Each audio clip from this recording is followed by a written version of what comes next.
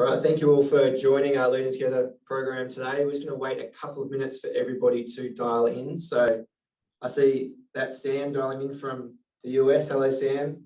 How are you? Good, thank you. How are you? Excellent. We're just waiting on probably 5 or 6 more people. So if everyone could just be patient, that'd be fantastic. And we'll be with you all shortly.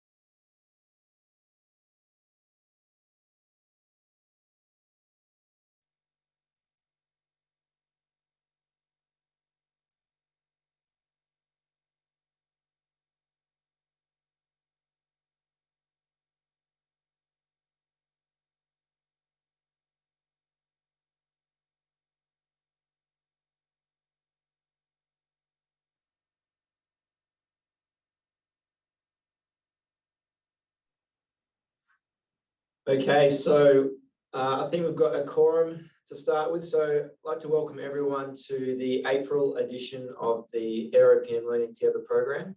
For those of you who don't know who we are, we're a professional services consultancy firm operating out of Canberra, and we have people all the way across Australia and America. One of our employees, Sam, is dialed in all the way from Hawaii, so welcome, Sam. So at AeroPM here, we have a strong sense of community. And we use these Learning Together programs to provide an opportunity for our skilled workforce to share our experiences with the wider defence industry.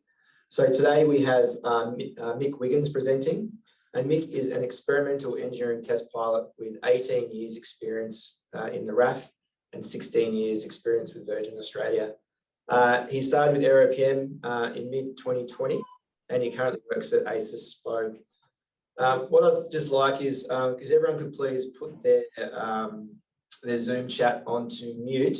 And if you have a question, please just feel free to unmute yourself and speak up, or you can use the chat function that you have available inside the Zoom forum. So from my perspective, welcome everyone to AeroPM's Learning Together program for April. And I'll now hand across to Mick Wiggins to go through the program. Thanks, Adam, and welcome everyone. As Adam has already mentioned, this is the latest iteration of the Learning Together program by AeroPM, and we at AeroPM see it important to provide professional development, not only within our own team, but also to the wider community involved in the area that we all work within. So it's a great opportunity for me to present today, and I'm going to be providing a few insights into the implementation of a stewardship contract into the acquisition and sustainment space, specifically, obviously, with CASG. The agenda for today, a quick intro and an acknowledgement. I'll run through a little bit of history just to set the scene, more specifically so that we can understand why we're talking about stewardship. Part of that discussion will be trying to find the balance in the competing requirements in that space, and to talk about the lessons learnt from my personal experience, but more so to draw from you guys out there that are also involved in this process, because as we will develop through the conversation, there's not one size fits all approach to this. Everyone has their own situational requirements, expectations and outcomes. And I really encourage, as Adam's mentioned, that if you do have something to input or you have a specific question, please go ahead and unmute yourself, and we'll engage in that conversation and then progress from there. I'll have a quick chat at the end about the future of where we're at right at this moment and which direction we're pointing. And after that, if I've got any questions that have come up in the chat that haven't been addressed through the conversation, we can go through those and also open the forum up open the floor up to general discussion. So a quick bit more about me, as Adam's already alluded to there. I'm an ETPS graduate as a qualified test pilot, and that was back in the early 2000s, and I've been working in that space ever since. My last major project with the RAF was as the chief test pilot for the Wedge-Tail project in Seattle. I was based over there with Boeing in their experimental flight test division. And that was an extremely rewarding job, and also very educational as well, working with a bunch of professionals in my field in such an interesting developmental project. All up 18 years service with the Air Force before being moved on at their request to Virgin Australia. It was nice to have the offer to come and work with them in the space as a civilian test pilot. Most of the time there I spent in the management group, with the last few years just being a line pilot, flying domestic, having moved back from international around the country. As Adam said, in mid-2020, I took the opportunity to move back in the defence industry, and Adam and Emily have kindly given me the springboard with AeroPM to move back into the ACES-SPO space. And I'll discuss more about what I do in ACES-SPO in a little bit. Probably most importantly to me, as I've got older, is I'm a dad and a husband. And the picture there at the bottom, you can see us out at dinner. It's my wife, Tam, and my daughter, Phoebe. And probably the most rewarding part of anything I do is being in those two roles. So quick introduction. First, I want to set the scene for what this discussion is going to be about and what it's not going to be about. So overall, it's just general observations that I have made through the implementation of stewardship into the CASG arena. And I'm doing that from the position of being an above-the-line major service provider contractor in that space. What I want to do, tease out through the discussion, is exploring that line between what has been the old paradigm about how we've run projects in the CASG space and how we are right now and where we're progressing to be in the future. What this is not. As a bunch of you have been in this position before and probably can respect, it's only going to cover issues, topics and information that's available freely in the public domain, given the forum that this is being addressed in.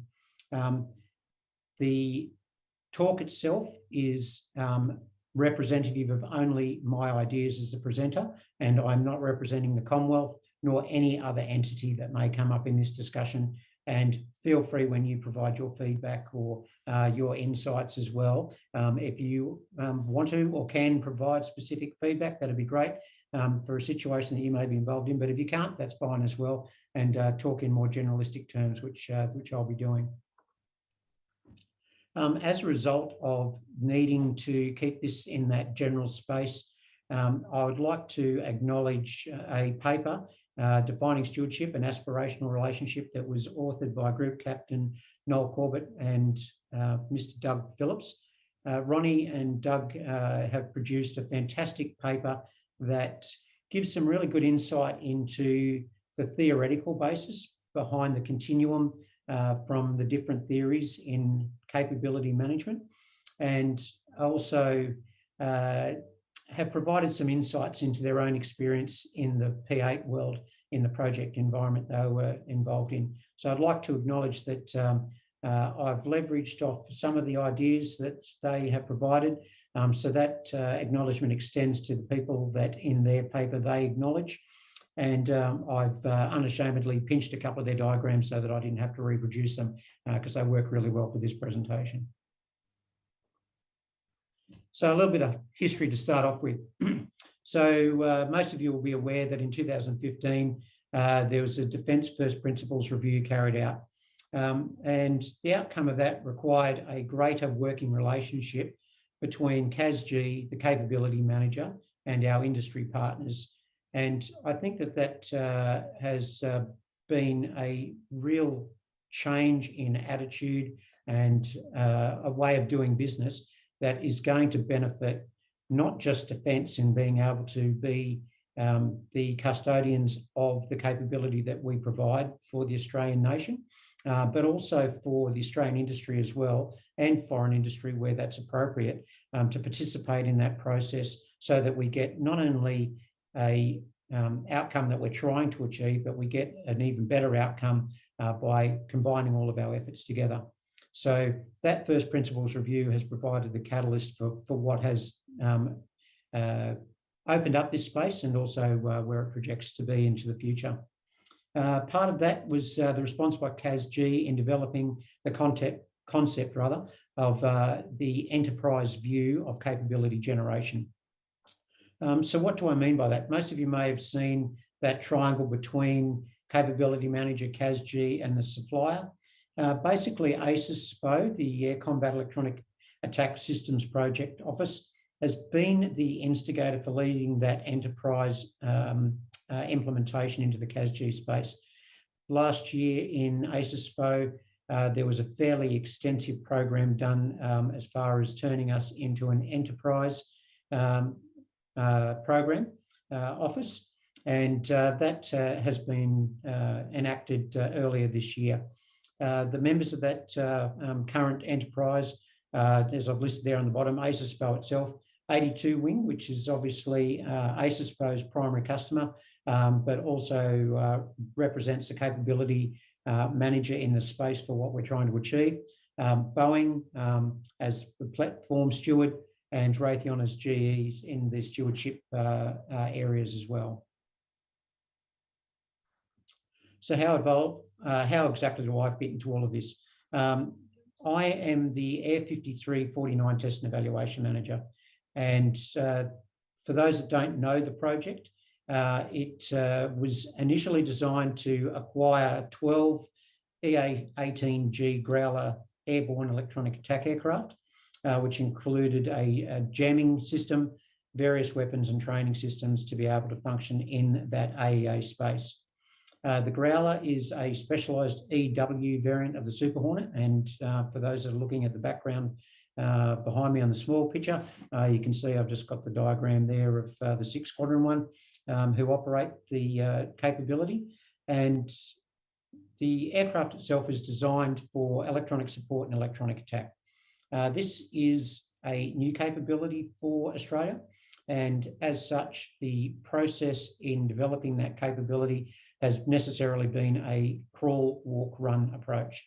And the part of the stewardship example that I will want to lean in on as part of this discussion is also leveraging off that realisation that we are still very much in that crawl, walk, run space. So let's talk about stewardship. What is it? There are multiple definitions out there. It is a concept that is been around for some time. It's been widely used in academia and in industry. And of recent years, post that review in 2015, it's becoming a more important space in the defence area. I've tried to sort through the various definitions, and the one that I put up there on the screen for you, I think sort of best sums up where stewardship sits. So reading it out, something valuable is cared for responsibly with a view to retaining value for the long term. And that definition sort of touches on quite a number of different areas for how I see the implementation of stewardship, and also what stewardship means to all the various parties involved in doing it. It would be remiss of me to talk about stewardship without talking about what is it opposed to. So the first one I've got up there, agency, and a little bit of a definition there beside it, focusing on checks and balances. This is the traditional space that projects have been run in within the DMO/CASG environment, whereby we have a very strict set of guidelines that get proposed for a particular capability. and then we hold all of the different contracts to them to very strict standards in being able to achieve it. There is another competing theory out there to stewardship theory, stakeholder, where every group has equal importance. I put it up there just more as an educational piece rather than something for further discussion. It doesn't fit into the CASG space particularly. For all of those that have been around defence long enough, we don't operate on equal importance within the various groups. We do have those groups within defence that are obviously the capability users and the force projectors, and those that are the support elements for it. So the stakeholder theory doesn't really hold a lot of weight within the defence environment compared to the agency theory. So the rest of the discussion is sort of going to focus on now where stewardship sits in relation to agency, and where we are in the CASG space and how we balance that. So why do we do stewardship? Quite simply, the best reason for doing it is it just makes good business sense. I've dropped a few notes there underneath for you to read through, but anyone who's been around defence long enough understands that defence has two specific roles. It obviously has the defence of the nation role, and I remember in one of my roles while I was in uniform, the Prime Minister at the time, John Howard, said to me, the most important thing that the nation get out of defence, aside from that defence of the nation role, is that it is a fantastic training platform. It takes a bunch of individuals, mostly at a young age. It trains them to a very high standard, teaches them a bunch of skills outside their parent area of knowledge and understanding, and then releases them back into the community to create greater knowledge, greater wealth, and greater infrastructure and capability within the nation. And that's very much true. But as a result of that, the experience within defence ebbs and flows. We have the natural posting cycle, which does that, but we also have obviously attrition of people moving out of the defence space into civil industry. So stewardship is basically the panacea to try and resolve part of that issue. It has a potential for providing defence longevity and stability in that space, because modern warfighting is extremely complex, and I don't think that point eludes anyone. It has an extremely heavy reliance on having a highly integrated and very sophisticated connected use of technology. And it takes quite a while for people to get their head around the technology that we use, to become expert in it. And by the time that happens, for the most part, we lose that experience either to one of the two previous areas that I mentioned. In the stewardship arena, where we can have industry retaining those skill sets and providing that stability and longevity, defence doesn't lose out. We get a far better capability that we're able to leverage off for the long term. In my particular area, where I work in electronic warfare, obviously the industry partners that we have in that space are populated by highly motivated, highly qualified people, and that provides us, as I've mentioned over and over, an enduring workforce. And with that enduring workforce, we get a consistent and reliable capability, which is obviously the ultimate game that they're here for. Is it all roses? No, nothing's ever roses. There's always a downside to everything. And that first point that I've made there, I think really captures the tone of where stewardship sits in the bigger scheme of things, where we are at the moment. The reality of the stewardship theory has not caught up with the aspiration that it's trying to achieve. And what do I mean by that? There are still a significant number of hurdles that have to be overcome. Some of them I don't think are easily going to be overcome, to be honest. And that second point there touches on a few of those areas and why that is going to be the case. And I've got a diagram coming up that better illustrates that in a moment. But because defence has a governance requirement to the Australian government and therefore the taxpayer, we have to be responsible for managing public money there are certain legal obligations on us in the WH&S space, security accreditation, capability definition, that still resides within defence. So in the stewardship model, where ultimately if you could go to the far right of that model, the industry partner or partners that are conducting stewardship would have full autonomy to control all of those aspects. The reality is that's never going to happen, at least in the short term, and it's not going to be just a defence itself capability to be able to make that change. That would have to come from government changing the way that it does business and requires us to account for that in their requirements to the taxpayer as well. Regardless of where we sit on the continuum, the most important part to having a fantastic and capable stewardship agreement in place is trust. It is the absolute paramount aspect of the relationship. And I've put up there the old saying of trust is not granted but earned, and that sort of will make a bit more sense when I talk about what I mean by that in the coming slides.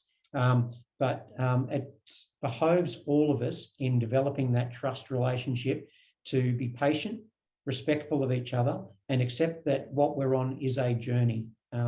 We can't just turn it on like a light switch. It is something that that we have to accept, that we just have to be part of that journey and progress through it.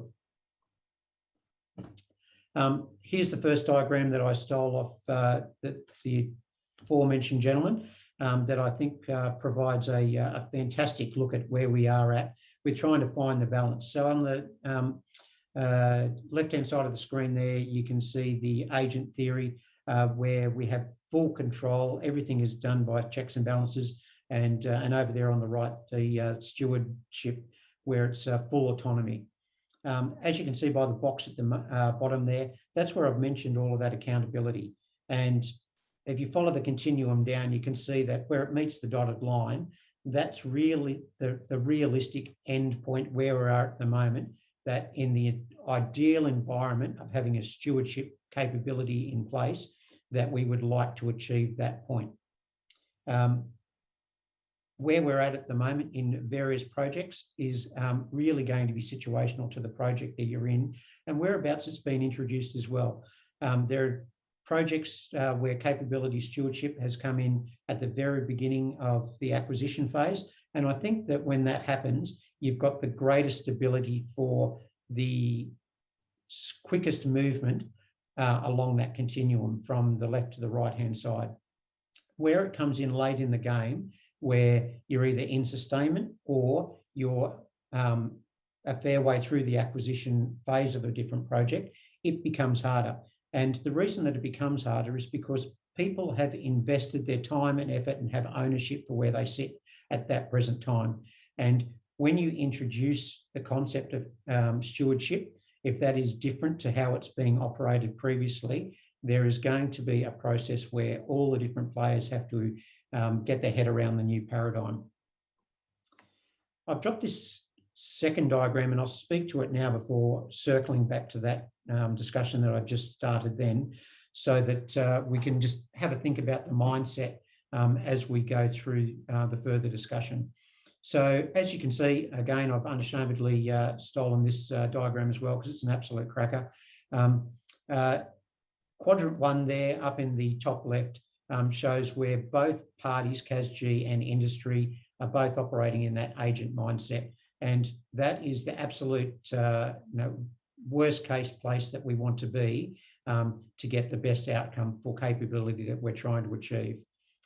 There is a time and place for it, but typically not in the capability steward environment. It's a simple customer-supplier contract arrangement, typically associated with a fixed contract with a fixed requirement, and it doesn't require a great amount of depth to it to be able to achieve a successful outcome.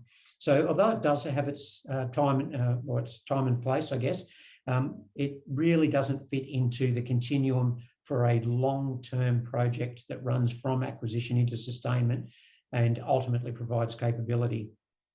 For the projects that are in that space, quadrants 2 and 3 pose the biggest risk to us. And it doesn't matter whether you're on the CASG side or you're on the industry side, trust is lost for one of the parties when one is acting wholeheartedly in the stewardship concept while the other is in the agent concept. Either party, whoever is on the steward side, is betrayed in that relationship. And what ends up happening is that we achieve very little, and we also find it very difficult to overcome some of the barriers that we build as part of that process of achieving these two outcomes. The goal that we're trying to achieve, obviously, is quadrant 4 on the bottom right there. And with that, we're able to maximise the potential performance of both parties involved. We have a mutual understanding and respect for each other to achieve outcomes. And probably more importantly, we provide the free space for both parties to explore other avenues that we didn't realise or didn't have an expectation for at the onset of a particular project phase. When people have ownership, they have the ability and the free space to be able to think outside the square, to go that extra mile, to provide that extra little bit that people don't think about or can't write into a contract. And this is why CASG in particular is trying to foster capability stewardship into the CASG space, but also educate all of us in CASG about the benefits of it, because the outcome that we can achieve really is significantly greater than what we've done in the past. So let's talk about some of the practical issues associated with this. It really doesn't matter in what part of the continuum that you do set up a stewardship contract. By necessity, there are going to be two groups that exist. Those that are doing the contract negotiations between the CASG and the industry partner. And if there is an existing project staff, which inevitably there will be, even whether if it's in its infancy or well developed, there are going to be existing project staff. If we hope for stewardship to move to the right of the continuum, we have to accept that there's going to be a learning curve. That learning curve starts at that contract negotiation stage when the contract moves out of negotiation and into actualisation. So what do I mean by that? The groups of people that weren't involved in setting up the contract, weren't involved in structuring the contract and signing off from it. As I said in my previous point, they have a sense of ownership about where they were prior, and they are going to need to do a couple of things. Firstly, they're going to have to understand the new paradigm. They're going to have to understand the contract, understand what the contract is trying to achieve, the outcomes that are required from it, and as I've said there, who is responsible for what in that contract space. The contract group have got a fairly important role in this place, and they have an equally difficult task as well. Because they're involved in the contract negotiations and setup, they have ownership of that. And there is going to be, due to misunderstanding or lack of education, at least in the initial phases, some pushback from the people that don't know what's going on or don't understand what the impact's going to be on them. So the group that are in the contract, the people in the contract group are going to have the hat on of being educators in teaching all and sundry outside of their group how it works, what they're trying to achieve and why they're trying to achieve it. But they're going to have to be able to show a fair level of understanding about what people's concerns are, take on board the feedback that they give them, and then work through those issues. Those issues are going to be some things that have been foreseen and a whole bunch of issues that were unforeseen in the contract space. No contract has ever been written that has been the perfect contract. We have to have the space available on both sides of the equation, on the CASG side and on the industry side, as I said, to be able to have that trust and ownership in their own right so that they're willing to work around those roadblocks and issues that are presented as you work through. we will all start off in that space if we don't know what we don't know as we work through.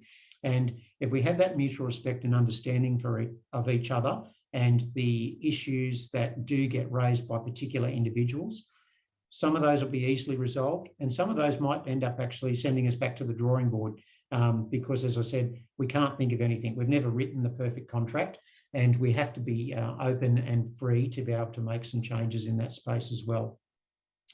As I've said there, and I've already mentioned, time and education is the key to resolving a whole bunch of these issues as you go through.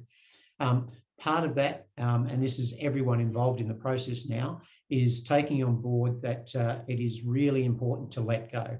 And that is so difficult when you have a particular skill set that you either have ownership for or you feel might be under threat because of the changing environment that you see yourself in. But more so to allow that free space so that the general trust between having a collaborative enterprise environment to work within can bed itself in. In time, all of those things will fall out and there will be a place for everyone, and the skill sets that every individual has will be realised, because we don't just invent these skill sets. One of the difficult areas that industry finds itself in is trying to attract talent that has the required skills from a qualification perspective, but also the required skills from an experience perspective. So there's always that ebb and flow, as I've mentioned before, of people gaining experience in one area and it moving on to others. So it's really important in the space where you're introducing capability, stewardship into an environment, to have that open mindset, not holding on to fixed ideas, letting go of those preconceived ideas and trying to embrace the new environment that you're in. There'll be a period of workforce stabilisation, which is what I was just alluding to there. And ultimately, you'll end up with two groups of people. You're going to end up with your SME group, which will be a smaller group of people. And they're an important group of people because they are going to be your group that provide not only overarching and long-term knowledge and stability to the program, but they're also going to be the parts of the program that run as programs evolve. So where you might move from one particular phase to another phase, your SME group are going to be the group that transition through those different phases to provide that continuity. You'll then have your enduring workforce underneath that. They may be above the line or below the line contractors in the particular capability space that you're working within. And part of those will be obviously your MSP, but also your ADF and APS staff that will fit into that enduring workforce.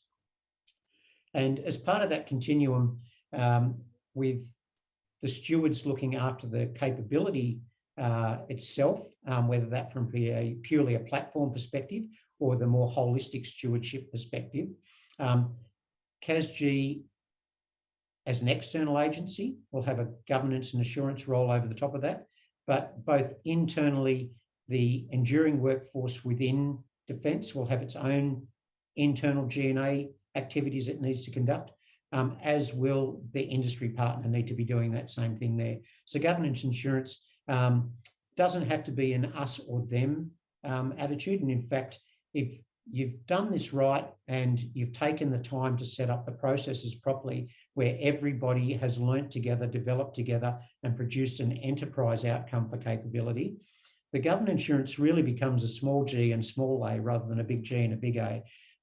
As opposed to in agency theory, where they are capitals and they have very strict guidelines to be followed and assessed against. The small G&A environment is the more representative environment in the stewardship side that we're trying to achieve, where everyone is involved in the understanding, everyone is involved in achieving the outcome in a collaborative environment, and therefore the G&A happens as business as usual rather than being a set activity. And I'll sort of skip back to the document that I mentioned at the beginning. If you get your hands on a copy of that document, the guys explore in the theory side of that particularly well, that aspect of planning, governance and insurance on the agency side versus the autonomy on the stewardship side. So I'm not going to touch on that in this particular talk, but really good to go back and have a look at that if you haven't seen it. So where are we at the moment? As I've mentioned a number of times, stewardship is about autonomy. Going back to that diagram where I showed that there's that box at the bottom with the dotted line, obviously autonomy is by degrees and it's situational. Each different program is going to have its own restrictions and requirements on it, which will define what a level of autonomy is available to both the CASG staff and also to the industry partners. And when I say autonomy by degrees, what I really mean by that is I'm talking about the continuum there. I'm talking about the fact that everyone needs to be on that learning path together. Some of the things that I've been able to pull out of the environment that I work in within ACESPO is that open and early communication of both successes and failures on both parties' side is really, really vital. Not only does it foster that open relationship that is essential to developing trust amongst both of the parties, but it allows each party to lean in where the other is falling behind, in the failure side, or to leverage off the successes where they are relevant on the success side. It obviously provides that environment, as I just said, to develop trust, and that is developed as we produce outcomes. And as we do that, we have greater and greater appetite to be able to, from the CASG side, pass the baton on, so that we move from that agency theory to the stewardship theory in the continuum, so that we do have that greater autonomy, which provides that free space to achieve greater capability. Shared responsibility.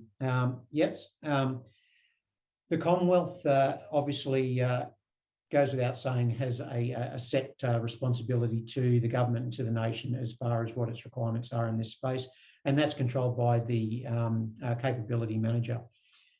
Interestingly enough, there is its own continuum on the capability manager side for those that haven't experienced that. Obviously, there is that space in the acquisition side where the capability manager is being represented largely by CASG. But when it moves into the sustainment space, that's where it's going to go into. The capability manager will typically shift to an operational capability manager. And in the particular space I work within, although not defined just yet, at least in the parent documents, that will move to Commander ACG as an example. Expectations.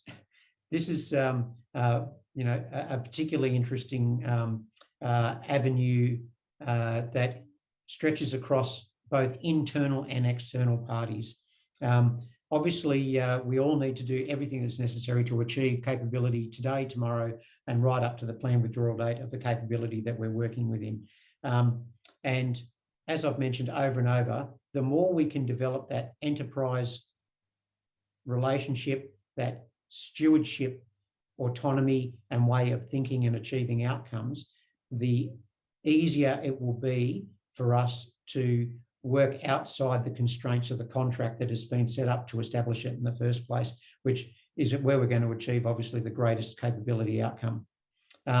And I've mentioned it over and over again, but I've summed it up there at the bottom, that it allows that free space and authority to plan, to decide, and to execute on behalf of the steward. One of the really important things in being able to manage this continuum from where we've been, but where we are right now and where we're going to go with this into the future, is having a leadership group that has high EQ, or emotional quotient, or known as emotional intelligence, if you like. For those not familiar with the term, I've written out the definition here so I can just read it verbatim. It's the ability to understand, use, and manage your own emotions in positive ways to relieve stress, communicate effectively, with an emphasis on empathy with others, and to overcome all the challenges that you face and diffuse conflict. As I've mentioned a few times through this process, education and being respectful of each other is key. Having a leadership team that have high EQ are going to be the facilitators for the quickest and most painless transition from one to the other in this space. And that is just as important as the workforce itself that you have, and having the required qualifications that are needed to do the job, and obviously the experience behind them to be able to achieve the outcome that you're trying to achieve. With respect to expectation management, that actually, as I've previously mentioned, is a little bit circular. You're managing expectations on a variety of different levels. There's expectation management between CASG and the capability manager. There's expectation management between CASG and industry. And it's really important that if you've got your stewardship capability and contract set up and the environment around that set up correctly, there will be a significant place for CASG to facilitate the relationship for expectation management between the industry partner and the capability manager when we move into that space from acquisition to sustainment, where the capability users are interacting directly with our industry partners, because our industry partners are representing defence in that space, in that stewardship environment. And if that's been fostered and well grown throughout the process, the outcome that we'll achieve by all of the end users at the end of the day will be significantly higher. I've spoken significantly there. I've noticed in the chat that I do have a few comments there, which I will get to in a minute. But firstly, I'd like to open up the floor to talk about what your experiences are for all of those listening in, and how you've found your particular environment relates to what I've provided information on today.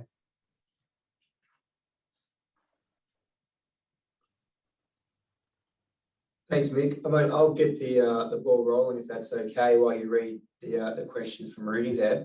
So in my experience, basically, behaviours and values from a stewardship perspective from both parties are extremely valuable.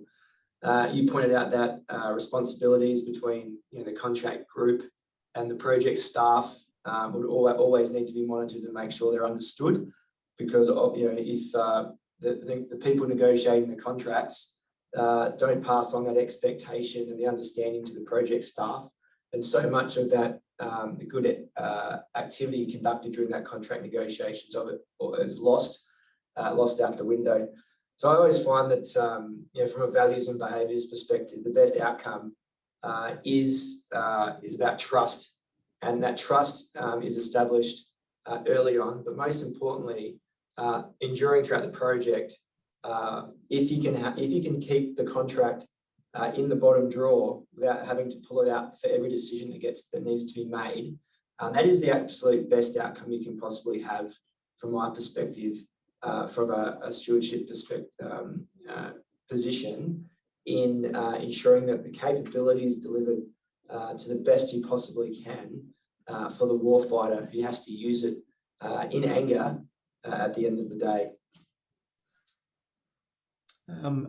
I agree with you completely that once the contract is written, the best place for it is to be shelfware, if that's at all possible. Obviously, that there are requirements that have to be managed contractually through the continuum. But if a environment that has been set up where trust amongst your own team and amongst all the external team can be built, and bringing everyone together and putting everyone on the same page, I guess that sums up really, is getting everyone onto the same page. And that's where the contract is best left in the bottom drawer as you express it, because that's not the place for the contract. And really, it's the antithesis of trying to achieve that successful outcome. By having everyone on the same page and then having their own ownership and buy-in, that's really fundamental to being able to achieve outcome, in my opinion. I don't know if I answered your question there, Adam, or not, or whether you want me to elaborate a little bit more. That's you did, Mick, so thanks very much for that. Really good question there from Rudy. Do you want to provide some response to that first one? Yeah, so just having a quick look through that. So I sort of flicked down to where the question is in it. Thanks very much, Rudy, for it. He's got here, noting your views on stewardship and in particular around trust. What does Defence need to do better to build the trust with defence industry? Noting the recent release of strategic documentation such as Defence Transformation Strategy. I'm not going to read through all of those at the moment. There is no mention of stewardship between defence and industry. Rudy, that is absolutely correct. Plenty of references to partnership, nothing on stewardship. Look, it really is an interesting question, and I think that we are really early on still in this process of stewardship.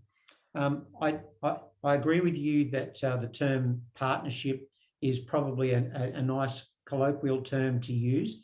And I think in the first instances, really setting up an enterprise agreement or an enterprise environment, such as we've done within ACES-SPO, that partnership is probably the first step that you take in the chain of moving along the continuum. In the case of ACES-SPO, we have Boeing, as I mentioned before, as the platform steward of the Rhinos and the Growlers, for instance. And we have stewardship relationships with them in the space of all the different aspects on the platform and the training aspects with the other industry partners as well. Although it's not explicitly mentioned in those documents that you're talking about, it is one of the fundamental outcomes that CASG in particular is trying to position itself on and trying to drive. So really, although in the broader defence area, it might not talk about stewardship, a huge touch point for industry with defence is CASG, and that is CASG's focus. And I think that as more people within the CASG space are involved with stewardship agreements, they are party to discussions like we're having right now in trying to understand what some of the aspects of it mean and how to actually think about it when they're presented with a stewardship arrangement that they have to focus on. That's how we will develop that between industry and defence. I think that it's really important, as I mentioned in the discussion that I gave, that you need to have a basic starting point, and that basic starting point has to be of a certain level of not only trust, but acceptance that the other group aren't doing things maliciously, or they're not doing things to be sneaky. Clearly on the industry side, if I use the industry side, for instance, trying to talk about the difference between agency and stewardship. In a pure agency model, where you have, say, a fixed price, fixed term contract, then there is easily the avenue in there for suspicion to creep in that they're just doing it for the money, or industry are just doing it for the money. They've got a contract that says they'll earn so much and that's it, and they don't really care about what the capability outcome is going to be. On the other end of the scale, on the stewardship side, what we're really asking industry to do in this space is to say, we need you to make decisions that aren't in your best interest. We need you to put capability first and defence's requirements to provide that capability to the nation ahead of your own profits. Is that realistic? In its purest forms, it's not, because at the end of the day, industry need to survive. They need to earn money so they can pay for their own staff and attract the staff that they need to be able to achieve the capability. Striking that balance and not trying to enforce it on one party or another at a particular point, but allowing it to evolve more organically and allow people to grow into it, will develop the trust, and you will end up achieving that outcome that you're trying to achieve, purely because the trust will be there, and that you'll work outside the contract space. There will be the space available for people to innovate and use their own ideas and ownership to actually achieve greater outcome and capability. which is really what you're trying to achieve in that, put capability ahead of your own financial interests, but not at the expense of their own financial interest in that real sense. So I think that the more that industry works within the CASG space that is evolving in this stewardship area, we will develop that trust that is necessary to achieve greater and greater outcomes in this space. I hope I answered your question there, Rudy. Please feel free to chip in and follow up if I haven't. Nick, it's Emily. Thank you very much. That was really interesting discussion, and I think you raised some fantastic points. I love the fact that you drew out that trust is paramount and takes time, and doesn't sort of generate itself overnight. I guess I had a question for you that follows on from Rudy's, and in particular, I am curious to hear your thoughts about whether that relationship or ability of industry to really act in the best interest of capability outcomes for defence, how that might vary throughout an industry partner, from the working level, where there's probably a great propensity to want to achieve defence outcomes, to through the chain to the senior executives of the company that in particular might be under pressure from directors and or shareholders with respect to company performance, growth, sales, revenue, profit? Yeah, that's a great question. Thanks, Emily. And they're really two parts of the one coin in a way. I'll answer the first part about achieving capability at expense first. CASG is, for the most part, extremely lucky to actually achieve this. By accident is, I think, the wrong term, but it sort of pervades the meaning behind what I'm going to say. So if I talk about my particular environment, we are working with the growlers in ACES spoke.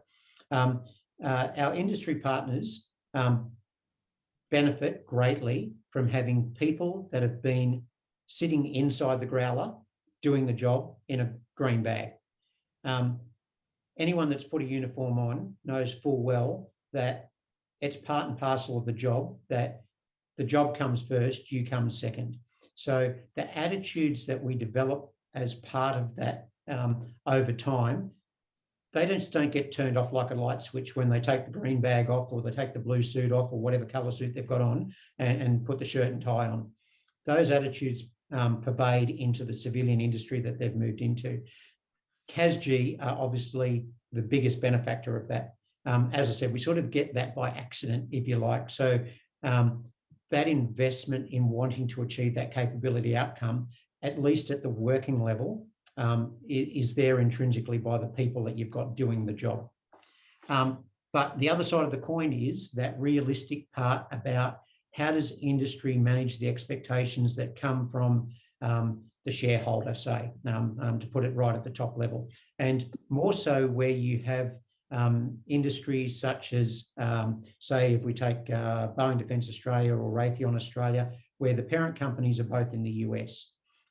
So not only do the people in a particular program that are working within, say, BDA or Raytheon, to use those two companies as my example, are answering to their own hierarchy.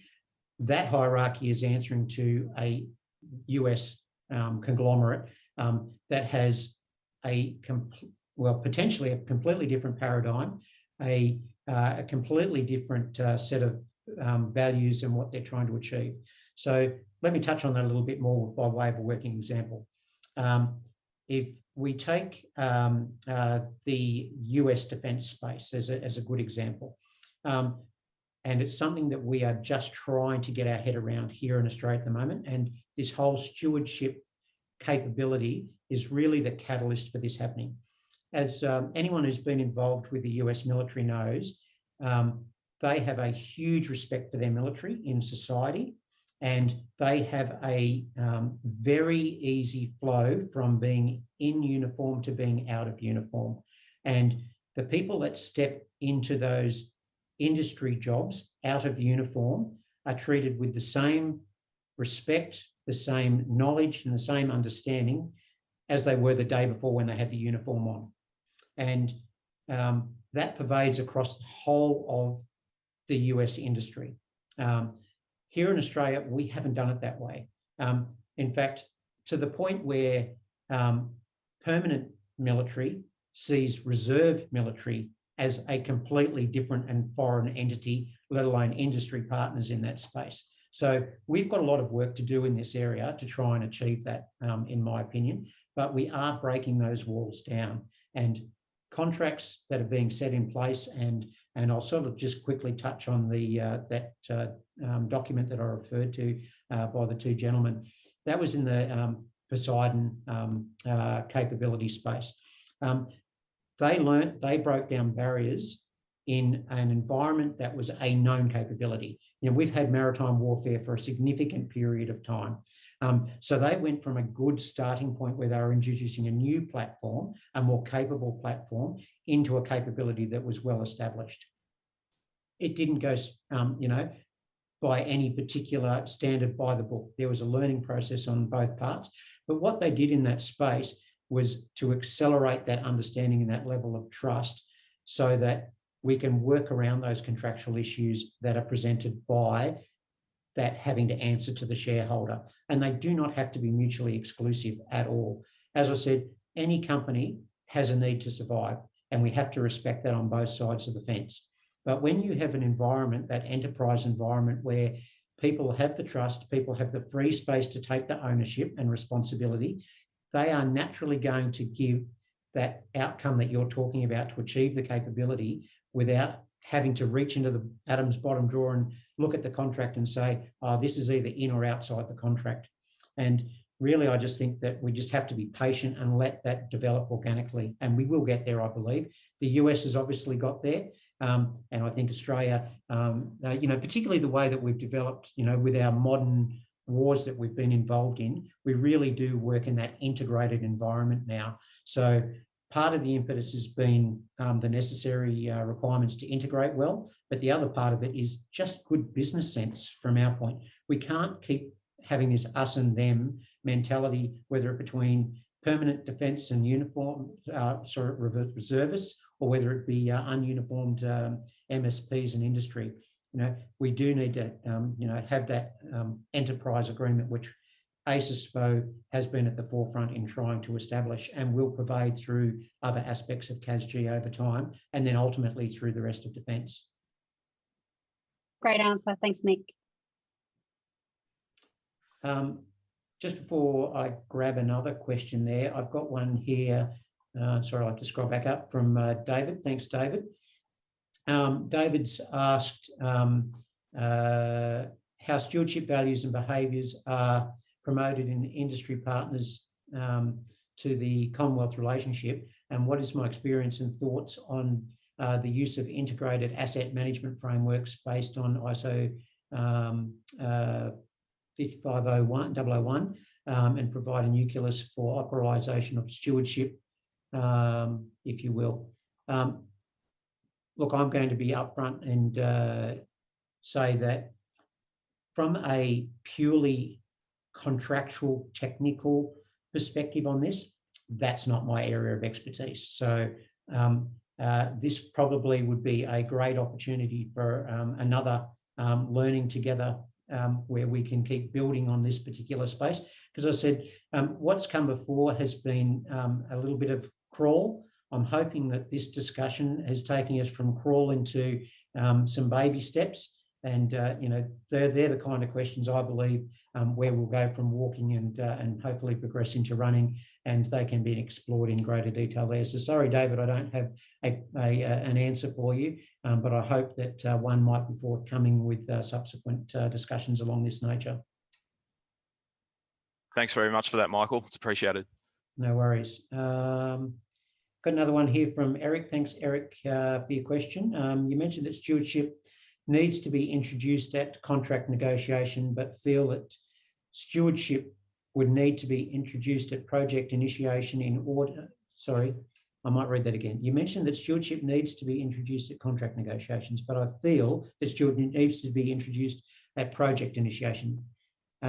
Yep, Eric, I couldn't agree with you more. The earlier that you can introduce stewardship into a project or a program, the better outcome you're going to get will be, and B, the quicker you're going to get to that outcome. As I mentioned in the discussion that we had, whenever you introduce stewardship at some point along the project path, you're going to fight the battle of people having ownership. And this is the way that we've always done it. We've always done it this particular way because it needs to be done that way. And trying to change that paradigm is a lot harder the closer you are to the end point rather than the beginning point. So I couldn't agree with you more that the earlier you introduce stewardship, the easier it is for everyone involved. But I just don't think CASG is there yet, to be honest with you. We are still learning how to do this. Industry is still learning how to do this. And it's going to take a few years yet and a number of examples and all of those different examples from different projects coming together to have a really good and sustainable working model that can be then turned into a project initiation standpoint for stewardship. Eric, does that answer your question, or would you like me to elaborate a bit more on that? No, that's great. Thanks, Michael. Got one here from Nub. Thanks, Nub. Do you think the concept of stewardship is more applicable to CASG than some of the other enabling groups within defence enterprise, such as CASG and IG? Okay. Sorry for my laugh. Yes. Okay. Yes, Nub, I absolutely do think that it is more applicable to the CASG space. But that doesn't mean it's not applicable to those different enabling groups as well. And interestingly enough, in the project space that I reside in, other defence enabling groups such as CAIG and ENIG actually create considerable, at times, roadblocks to our own development on the CASG side, as they do for our industry partners. And if I use a specific example just to help you out, obviously in the training space, we're using both the Delamere Air Weapons Range and the Western Training Area for the Growler to be able to conduct its training. Up at Delamere, we have a fair amount of development that needs to occur up there for us to be able to build the training space that we need for the Growler to be able to achieve its capability outcomes. That is invested within ENIG to be able to facilitate that. They have their own processes, they have their own timelines. And I'm not being disrespectful to them to say that their timelines, their focus and their priorities are sometimes counterproductive to us being able to achieve the capability outcome in the timeframes that we wish to achieve it in or need to achieve it in. From simple things like providing suitable and adequate amount of accommodation to house the people that need to be up there, both operationally, but also in the acquisition space as well, in developing the infrastructure that needs to be put in place. And that's no one's fault. And now, if I go back to part of the discussion that you gave in this space before Christmas, in the C4I space, one of the big areas that creates these stovepiping or issues, I guess, is ownership of funding. Funding is a very difficult thing to come by in its first instance. And secondly, it's very hard for a particular group to give it up for something where they don't have the same priorities placed on that funding as you might. So yes, I do see that it has greater applicability to CASG. And I think this is where VCDF as the ownership of this space is probably going to have to do another review at some point. It makes good common sense that we have a whole variety of enablers in place, but there has to be a mechanism where we can bring those enablers together in a more collaborative space like we want between industry and CASG to achieve the same type of outcomes. Because unless we conceptually do that, we are going to always be fighting the rising tide to achieve capability in the timeframe that we're trying to achieve it. Now, did that answer your question or provide enough insight to what I mean? Yeah, concur. The other part was, do you think it's not so much along the group lines, but is it more a function of project complexity that drives the need for this type of approach, this stewardship model? The short answer is yes. The longer answer, I guess, is who is going to be the decision maker that flicks the switch to achieve the outcome to be able to do this. And there are ways around, I'm talking like a pilot now, there are ways around trying to fix this problem in the short term. CAF could, if he liked, turn, for instance, Delamere Air Weapons Range into a capability, because at the moment it has a whole bunch of different owners. AWC has ownership of the range, ENIG have their space, CIOG have their space, CASG have their space. Lots and lots of chiefs, not enough round table discussion amongst the chief to achieve the outcome as we sort of discussed. So the more complex a project is, the more chiefs that are sitting at that table driving their own agenda. And I think that, most definitely complexity creates greater risk and greater difficulty in trying to achieve the outcome in that space.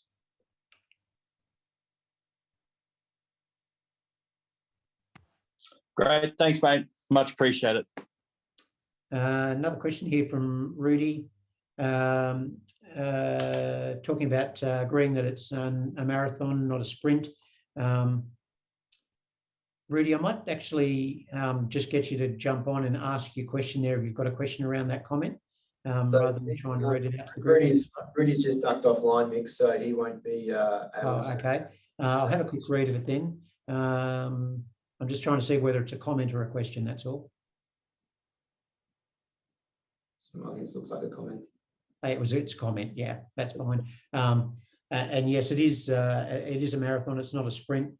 Everyone involved has to be in it for the long term, and obviously that's what will achieve the outcomes that we're trying to achieve. Ryan, thanks very much. You've put a comment in here, a question. I'll just have a quick look through that. What is the biggest obstacle of an industry partner adopting a stewardship model, noting that their primary motivation will obviously be, as you stated, commercial interests? I agree and I disagree with that comment there, Ryan. As I was responding to Emily's question, yes, there is an absolute necessity for industry to survive. So they need to earn a dollar, and everyone understands that. What we're trying to achieve is that motivation, that buy-in, if you like, that money being the bottom line isn't what we're trying to achieve. Working together collaboratively, and by doing so, achieving the capability outcome or an even better capability outcome, I think is what you'll actually end up with as a result. By doing so, will actually be achieving the stated goal for both masters. Those that, particularly in, say, BDA's case or Braithon Australian's case with their parent companies in the US, having obligations on them to earn the money that they need to earn from a particular contract, but also for the companies themselves, because part of running a successful company is it doesn't stop at employing or engaging qualified and motivated staff. It's keeping that staff motivated and engaged and having ownership and buy-in and being valued so that they want to stay and they want to keep growing the business. And I think that's where you actually can achieve that aspirational aspect of stewardship by fostering that environment. And it doesn't have to be at the expense of the monetary side of it.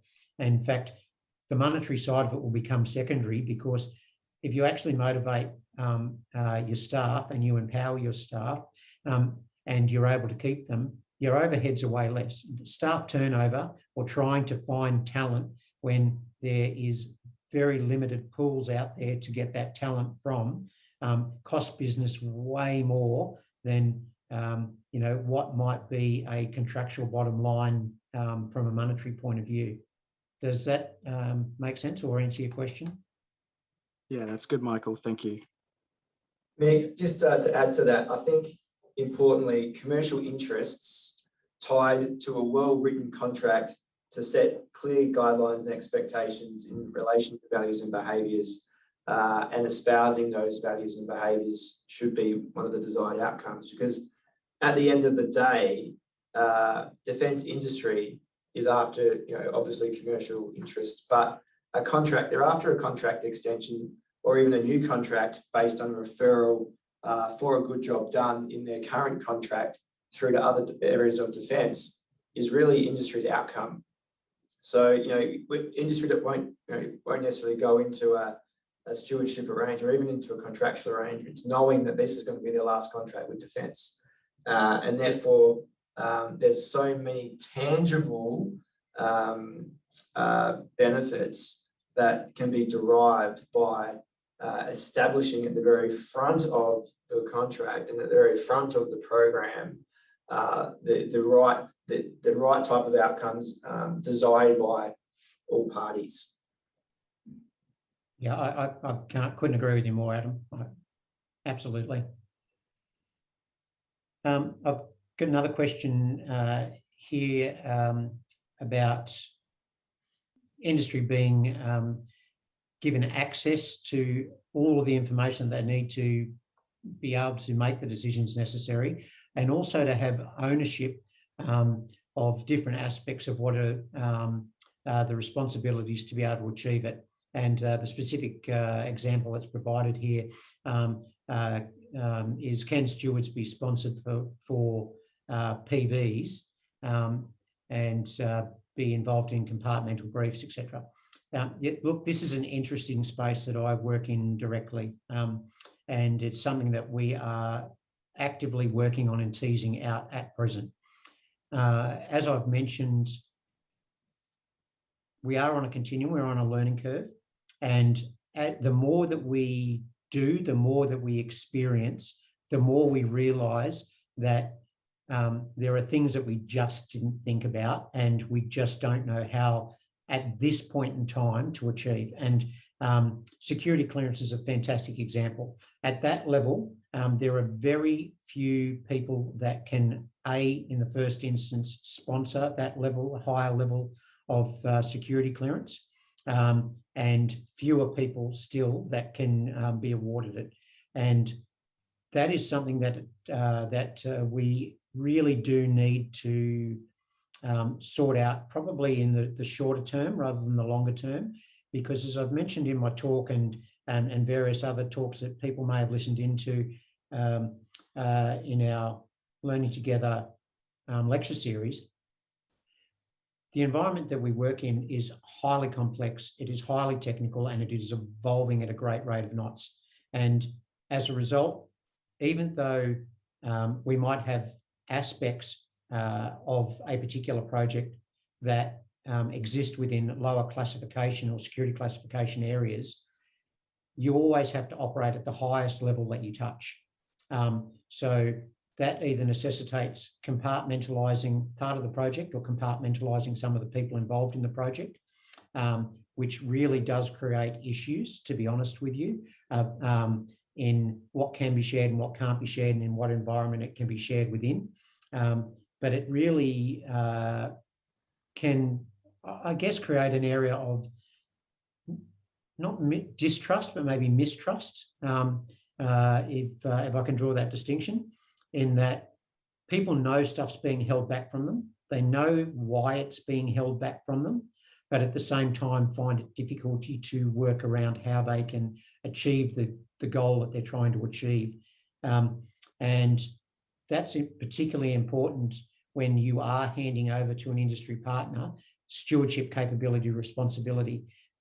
Defence does need to make that shift in its own processes, which are going to have to come from the higher level of government, which would be instigated at Defence's insistence to be able to achieve those kind of things. So, great question about things like security clearances, and particular things like PVs, because that is an area that my area that I work within is it's a red hot topic at the moment, and how we actually manage that and achieve a successful outcome. I don't have an answer yet, way above my pay grade to solve the problem, but it is being worked on, and hopefully we will see in the not too distant future some kind of guidance and guidelines that will make that a more streamlined process. I mean, we've got time for one last question. We'll do, if we can look at Chris Hewitt's question here, talking about does CASG industry and the capability manager have the knowledge, skills and attitudes to behave as stewards? What training or development is being done? Huey, how are you, buddy? Thanks, mate. Look, I can't speak for individual capability managers, but in the space that I'm involved in, you and I both know personally the individual that will inherit the capability manager role when this project wraps up that I'm involved in. We know Slops to be highly intelligent, having high EQ and a real quick study. He is certainly open and receptive to the discussions that we've been having in the project space about what needs to happen. And I agree with you wholeheartedly that everyone involved in that triangle of capability CASG, or capability manager CASG, and supplier / industry need to all exhibit the stewardship behaviours. And I think that in the acquisition space, that is probably far more advanced, because within the acquisition side, the capability manager responsibility is being devolved down within, maybe typically, someone within Air Force headquarters, but involved in the project space itself. They might not necessarily, obviously, be in CASG at that point in time, but typically they would have been sometime in their career being involved in that space. So they understand both sides of it to a certain extent, and they're along for the journey as well. And certainly we are working at making sure that everyone understands and develops that as we evolve ourselves into either extensions to existing projects or into new project space. As we touched on earlier, the earlier that we can hit stewardship in the continuum, the better outcome and the faster we will move from left to right.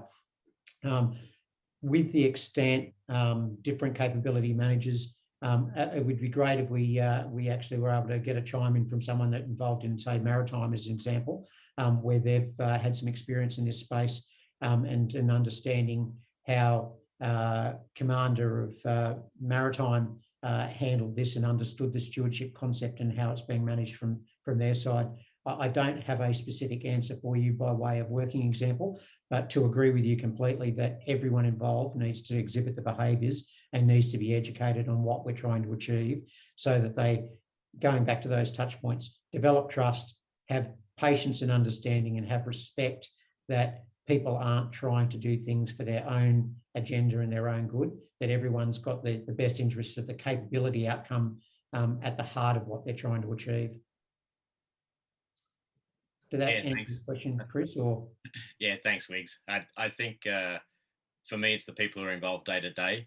I know the commander obviously he's got a pretty good understanding of how this enterprise will work, but it's the people maybe in the squadron side who might be interacting with industry without talking to CASG, being aware of the long-term implications of what they're doing, and also making sure they maintain a positive relationship with the supplier, with the contractors, and as just as one example of that triangle. Yeah. It's that at that level that I think people are slowly learning how to work that way, but it's not familiar. No, it's not familiar. It is quite a change, and Look, I think that in my particular space, the involvement with 6th Squadron in the area that we're talking about is extremely high. The relationship is mutually beneficial and well understood, and both parties really support each other well in both what they can and can't do. For the most part, that extends up to 82 wing pretty well as well.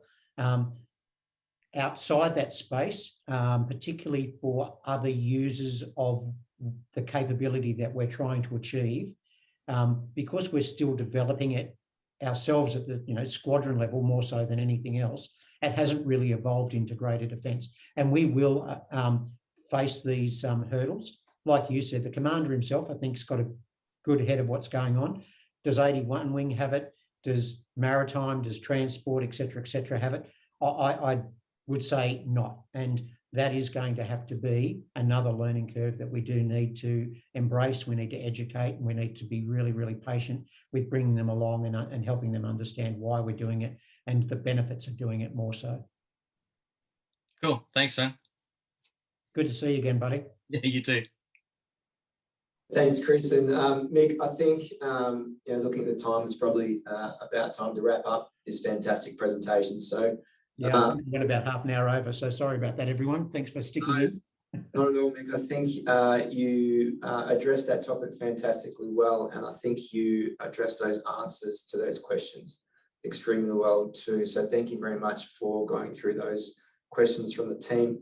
So look, on behalf of us here, Mick, thanks very much for the presentation today. Really on point, really precise, and covered so much information that was so relevant to not only capability stewards from a through life support sustainment perspective, but also from an above the line stewardship perspective, I think as well. A lot of lessons can be taken into acquisition contracting from that perspective. So what I would just like to do is just say to everyone as well, thanks very much for turning up. If you'd like to get a copy of this presentation, it is being recorded and it will be placed onto our website. And if you'd like to see any of the previous presentations from the Learning Together programs gone by, then they'll also be on the website too. For any future updates or future planning sessions from a Learning Together perspective, please follow us on LinkedIn so you can see what's coming up in the future. And we'd love to have you all back. So again, Mick, thank you very much for your time here today. And I'm going to end this session by saying that I think it was a very well-run presentation. You did a fantastic job, so thank you. No worries. Thanks everyone for listening in. And just as a closing point, I'd just like to say that I wholeheartedly embrace the concept of capability stewardship, and it is so beneficial to everyone involved. And the more we can learn about how it works, combine all of our own individual experiences, because they're all different and contextual, we'll achieve a really good outcome for achieving better capability for defence than we can using the old paradigm. So thanks again, everyone, for listening in today.